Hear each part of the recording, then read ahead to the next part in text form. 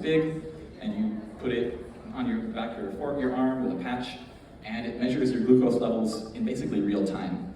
Every like 5 seconds, you get this, it takes a reading, and so you can see as you eat, as you sleep, as you exercise, your blood sugars, your blood glucose is going up and down. And so they also have this really nice app where you can view all the data. They give you alerts.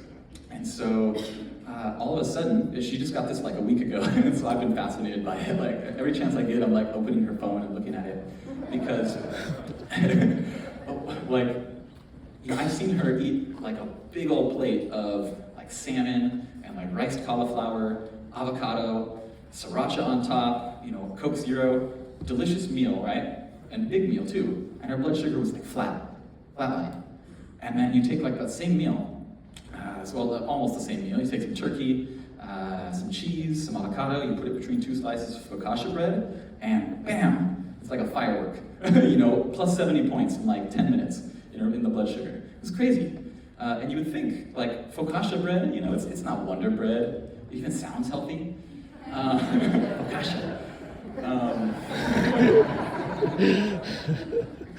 Hopefully that's how you pronounce it, I don't know. I guess it just goes to show that without that like real-time data showing the response to it, what she was doing, it was really hard to know what was working, really hard for her to change her behavior. But now she has this feedback where she can, try something, see what works, see what doesn't, in order to manage her blood glucose. And so, hopefully you can see where I'm going with this. I feel like in the water industry, for a lot of us, and maybe not everyone, but a lot of the water industry is still in this sort of A1C level. And if you work in operations, or you have like SCADA data that goes streams like real time to your control room, maybe that's a little different.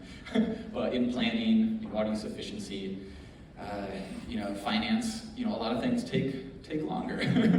And if you're the state and you're requesting data, trying to make policy decisions on data that's years out of date, it's really hard to know what's working and what's not.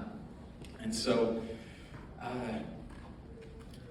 I'm going to use water use efficiency as my example, because it's near and dear to my heart. It's one of the things that we talk a lot about here at the CaDC and in some of the work that we do.